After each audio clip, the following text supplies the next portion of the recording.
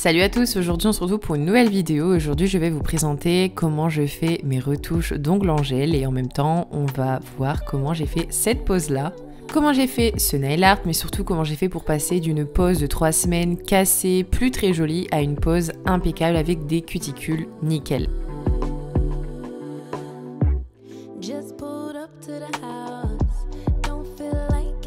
Nous pouvons voir que cette pose a de bonnes repousses, elles ont plus ou moins 3 semaines. D'ailleurs, si vous voulez savoir comment j'ai fait ce dégradé de paillettes au niveau des cuticules, je vous laisse la vidéo dans le petit i. Nous pouvons voir que la pose a quand même bien souffert, il y a des petites casses, etc. Mais ça, c'est pas grave.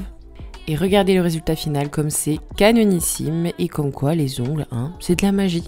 On peut passer d'une pose qui est complètement cassée à quelque chose de magnifique. C'est parti, je commence. Je désinfecte toujours les mains de ma cliente avant de commencer chaque prestation. Et je vais venir retirer l'ancienne pose, les décollements s'il y en a, et également raccourcir avec cet embout ponceuse là. D'ailleurs, il est plein de poussière, excusez-moi. Tous les embouts que j'utilise viennent du site Fraise Nail Shop, vous devez le savoir, mais je vous laisse toutes les informations en barre de description. D'ailleurs, j'adore cet embout ponceuse là, c'est vraiment mon préféré, je l'utilise tout le temps. Il me permet d'enlever la couleur, faire mes retouches et également faire mes déposes. C'est un embout à grains doux, donc je l'utilise pour faire mes retouches semi et également gel. Donc voilà, le truc est 2 en 1, c'est parfait. Bien sûr, pour faire une retouche, je mets ma ponceuse à fond, donc c'est-à-dire 35 000 tours. Et je vais venir enlever la couleur et vous avez vu, je raccourcis en même temps, comme ça c'est plus rapide.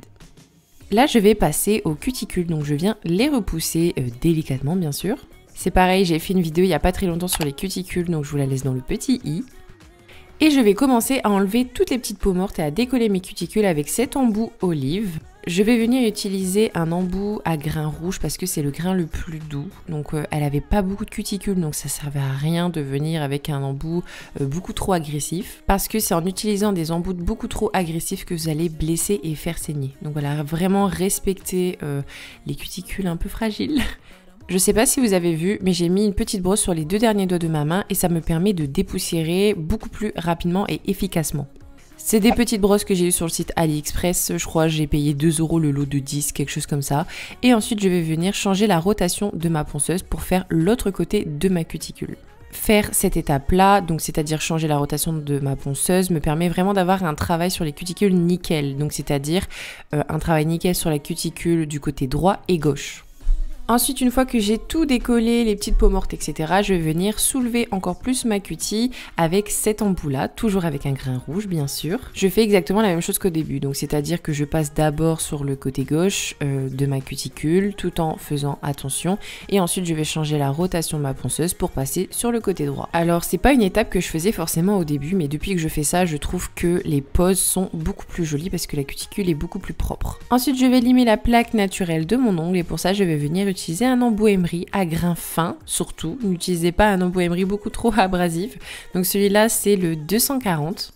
Je mets ma ponceuse sur 6000 tours pour éviter d'abîmer l'ongle naturel et je viens seulement matifier la plaque de mon ongle. Je ne cherche pas à vraiment beaucoup limer. Vous voyez ce que je veux dire ?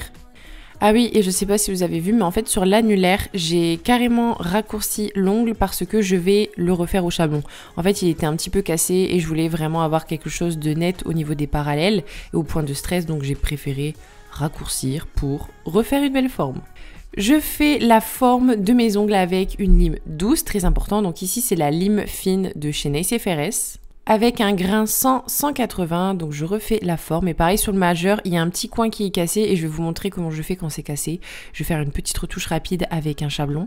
Une fois tout bien dépoussiéré, je vais venir appliquer mes produits de préparation, donc c'est-à-dire mon déshydratant. Ça, c'est un déshydratant de chez Neonails, mais vous pouvez utiliser celui que vous voulez. Et ensuite, je vais utiliser un primer acide de chez Neonails.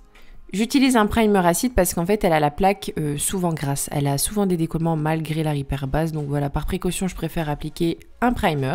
Et ensuite je vais venir appliquer ma base, donc ici c'est la repair base de chez Nails Company, c'est un très joli rose qui va se rapprocher un peu de la couleur du gel que je vais utiliser juste après, et c'est la couleur Skin Cover. Bien sûr je ne vous apprends rien, quand j'applique ma base, j'évite de toucher les cuticules pour éviter les décollements. Ici, je prends un chablon de chez Nice FRS, voilà, je vais venir le placer, le couper, etc. pour justement faire mon rallongement. Et j'ai aussi appliqué un chablon sur le majeur pour réparer le petit coin qui était cassé. Comme gel de construction, je vais venir utiliser le Cover Nude de chez Beauty Distribution. C'est la première fois que je le testais et écoutez, je suis agréablement surprise parce que j'adore la couleur et surtout j'adore la viscosité.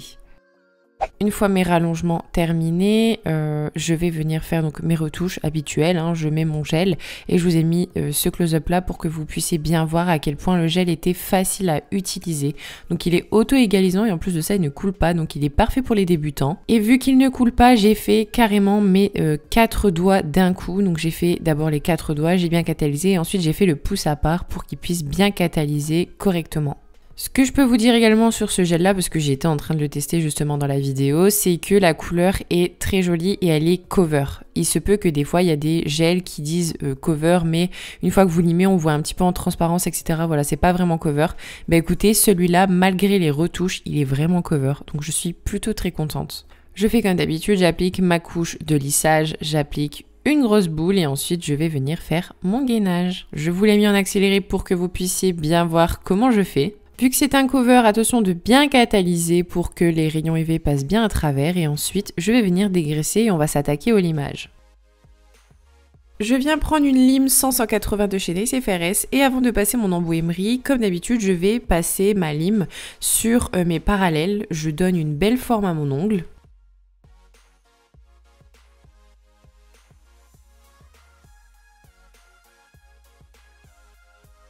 Je viens reprendre mon embout émery et cette fois-ci je vais passer sur l'entièreté de mon ongle pour enlever les petites bosses de gel par exemple. En fait tout ce que je ne veux pas limer avec ma lime, je le passe à l'embout émery. C'est un gain de temps et je trouve que le travail est beaucoup plus parfait avec l'embout émery parce que j'arrive à bien affiner au niveau des cuticules. Et une fois que cette étape-là est terminée, que j'ai enlevé le plus gros, je vais passer avec ma lime partout sur mon ongle. Bien sûr, je fais ça sur tous mes doigts. Je m'assure que le bombé est bien là, qu'il n'y ait pas de creux, qu'il n'y ait pas de bosse. Je n'oublie pas de regarder mon ongle dans tous les sens, c'est très important. Je le regarde du côté droit, je le regarde du côté gauche, de profil, de face, enfin vraiment dans tous les sens. Ensuite, je vais venir prendre la lime fine, donc celle que j'utilisais au début, vous savez, pour limer l'ongle naturel. Et cette fois-ci, je vais venir, vous savez, faire les parallèles du dessous, parce que j'ai rallongé quelques ongles. Là, je vais m'occuper des cuticules. Alors, je viens les repousser pour vraiment la re-soulever, parce que entre temps elle tombe. Et je vais venir couper ma cuticule. Alors, attention, là, elle avait pas beaucoup de cuticules, donc ça sert à rien de trop couper. Là, j'ai vraiment coupé le strict minimum, parce que dans tous les cas, elle en avait pas beaucoup. Et je coupe également que les peaux mortes. Donc, comment voir qu'il y a une peau morte? Quand j'ai soulevé les cuticules, etc., ça fait comme une peau morte. En fait, la peau est plus blanchâtre. C'est compréhensible ce que j'ai dit ou pas? Pour les ciseaux, donc c'est toujours du site Fresnel Shop, c'est des tout nouveaux, c'est les S103 et les lames sont beaucoup plus fines, donc franchement j'aime beaucoup. Voilà, ça fait partie de mes ciseaux préférés maintenant. Une fois terminé, je vais venir prendre mon embout boule, donc c'est un petit embout boule comme ça à grains rouges. Ça va me permettre de fignoler un petit peu les petites peaux qui auraient pu rester et vraiment venir embellir la cuticule. Et bien sûr, je le reprécise, mais j'ai pris un grain rouge parce que c'est le grain le plus doux. Et vu qu'elle n'avait pas beaucoup de cuticules, ça ne sert à rien de prendre un grain beaucoup plus agressif parce que sinon ça va faire des bobos, des petites plaies, etc. etc. Après, si vous voulez avoir plus d'informations sur comment je fais mes cuticules, mes astuces, etc., ce qu'il faut faire, ce qu'il ne faut pas faire, je vous ai laissé la vidéo en petit. Si vous voulez aller la voir, ben voilà, c'est le moment.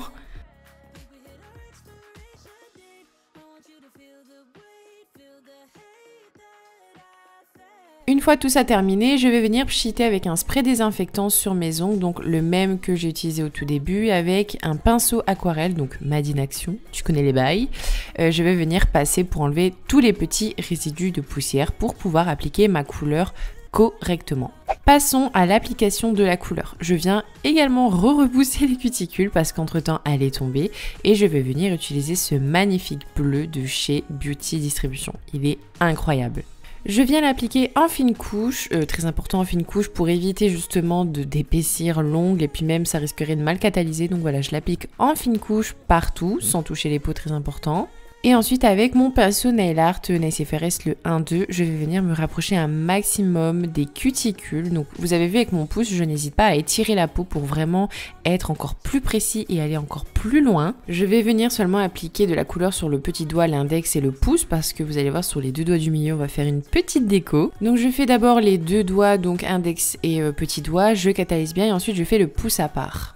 Je passe à l'application de ma deuxième couche. Ça sert à rien de mettre des couches épaisses. Comme je vous disais, ça risquerait d'aggraver la chose parce que ça va épaissir votre ongle, mais surtout ça risquerait de mal catalyser. Donc voilà, j'applique ma deuxième couche. Ensuite, je vais passer sur la déco de mes deux doigts du milieu. Je vais venir appliquer un petit nude comme ça par-dessus pour venir encore plus embellir l'ongle. Donc c'est la couleur Dune de chez The Gel Bottle. Et j'applique également cette couleur. Pourquoi? Parce que ça va vraiment venir lisser la plaque. On ne va pas apercevoir les petits coups de lime que j'ai pu faire. Donc passons à la couleur. Je reprends le bleu de tout à l'heure de chez Beauty Distribution. Je vais venir prendre la couleur 2104 de chez Purple. Il est incroyable ce bleu, j'avais déjà fait une vidéo là-dessus. Je prends un effet vitrail bleu de chez Neo Nails. Et ensuite je vais venir prendre un blanc. Donc c'est un blanc également de chez Beauty Distribution. Il est super opaque, franchement il est super bien aussi, j'étais étonnée. Sur une palette de nail art, je vais venir donc mettre des gouttes de toutes les couleurs que je vous ai présentées juste avant. Et je vais venir prendre un pinceau à dégrader que j'ai eu sur AliExpress. Pareil, je vous mets tous les liens en barre d'informations. Et avec ce pinceau-là, je vais venir prélever de la matière comme ça un petit peu au pif. Et je vais venir délicatement déposer la matière sur mon ongle en faisant des petits zigzags comme ça. Donc en fait, l'esprit que je voulais faire, c'était un peu esprit vague et mer. J'ai vu cette technique sur une chaîne d'une fille qui est russe et j'ai trop kiffé, bien sûr, je vous mets la vidéo dans le petit et encore le sien est tellement plus beau, mais bon, j'essaie de le reproduire et je suis quand même contente du résultat. On va faire un aspect petite vague comme ça, donc je vais sur ma palette mettre du blanc, le même blanc que tout à l'heure, et je vais venir mettre une petite goutte de la couleur Pearl White de chez Nails Company, donc c'est un blanc un petit peu translucide. Je viens mettre les deux et avec mon petit pinceau nail art, je vais venir déposer de la matière au niveau de la vague. Voilà, vous voyez à l'image. Et ensuite, je vais venir utiliser une paille avec un petit capuchon de Bic. Alors franchement, vous allez rire, mais vous allez comprendre pourquoi. Je vais venir souffler sur le vernis non catalysé que je viens de mettre pour justement faire un effet, vous savez, de vague qui vient s'échouer comme ça sur la mer. J'ai mis un petit capuchon comme ça au bout de ma paille parce qu'en fait, j'avais besoin d'un tout petit trou. Je trouvais que c'était beaucoup plus précis et c'était mieux que si je soufflais avec la paille. Attention, avant de commencer, je l'ai fait avec une paille parce que je n'avais que ça, mais de base, il faut le faire avec un airbrush. Je n'ai pas eu le temps de faire avec le airbrush parce que j'ai pas eu le temps de le commander. Donc vous avez compris, je ne conseille pas de faire ça avec une paille sur vos clients. Faites ça vraiment avec un airbrush. Je vais vous mettre un airbrush sur Amazon, pas trop cher comme ça, en barre d'informations si ça vous intéresse. Vous vous doutez bien, en plus de ça, avec la crise sanitaire, c'est pas du tout top de faire ça sur vos clients. Pour ma défense, j'ai fait un test PCR là il y a quelques jours parce que j'avais un rhume. Donc vous doutez bien, je suis négatif. Donc c'est pour ça que je me suis permis de le faire. Mais surtout que c'est quelqu'un de ma famille en fait, à qui j'ai fait les ongles. Donc ne vous inquiétez pas. Après tout, je suis grande, majeure et vaccinée. Hein. De une, je fais ce que je veux. Et de deux, vous faites ce que vous voulez parce que vous êtes également grand. Hein. Moi, c'est des conseils que je vous donne. Vous faites ce que vous voulez après. Donc bon, imaginez que là, mon petit stylo Bic et ma paille, ben, c'est un airbrush. Donc je vais venir souffler en fait sur le blanc non catalysé pour vraiment créer en fait un aspect vague comme ça. Et vu que j'ai mélangé du blanc avec un blanc laiteux, ça fait vraiment un aspect vague. Voilà, j'adore cette technique, c'est trop beau. Je catalyse et ensuite je refais une autre petite ligne juste en dessous et je fais la même chose. Comme ça fait vraiment, vous savez, la mer quoi. Je voulais vous donner une petite idée si vous aimez bien les paillettes, mais avant de faire les vagues, vous pouvez par exemple rajouter des petits flecks bleus, par exemple, pour faire des petits effets. Ou alors des vernis un peu irisés avec des flecks, etc. Enfin, franchement, vous faites ce que vous voulez, mais je trouvais ça sympa. Une fois tout ça terminé, je vais venir utiliser le Wonderful Shine Top Coat sans résidu collant de chez Purple. Je l'aime beaucoup, il est très brillant et la texture me plaît bien. Je viens appliquer une fine couche, je fais toujours 2 doigts par 2 doigts pour éviter que ça coule et avec mon pinceau 1-2, je viens me rapprocher un maximum des cuticules sans les toucher, sinon ça serait dommage. Donc je fais 2 doigts par 2 doigts et je fais le pouce à part pour qu'il catalyse bien, pour pas qu'il coule. Je catalyse tout ça bien 60 secondes, même plus s'il le faut, et ensuite je viens passer un léger coup de lime fine pour enlever tous les petits résidus qui auraient pu couler, pour vraiment avoir un effet plus net en fait. Donc nous voilà au résultat final. Ensuite je vais venir hydrater les petites cuticules, ça fait toujours plaisir. Je viens prendre une huile à cuticule de chez Nice Company. C'est une huile qui sent le sucré comme ça, le parfum sucré, j'aime beaucoup, avec un petit pinceau aquarelle. Toujours du même kit que j'ai eu à Action, je viens étaler tout ça.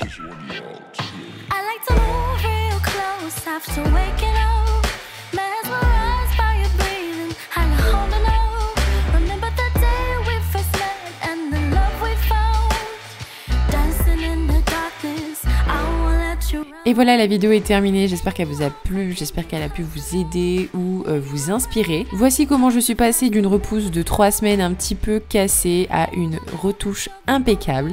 Je vous fais de gros bisous, merci d'avoir regardé la vidéo et je vous dis rendez-vous à dimanche prochain, salut!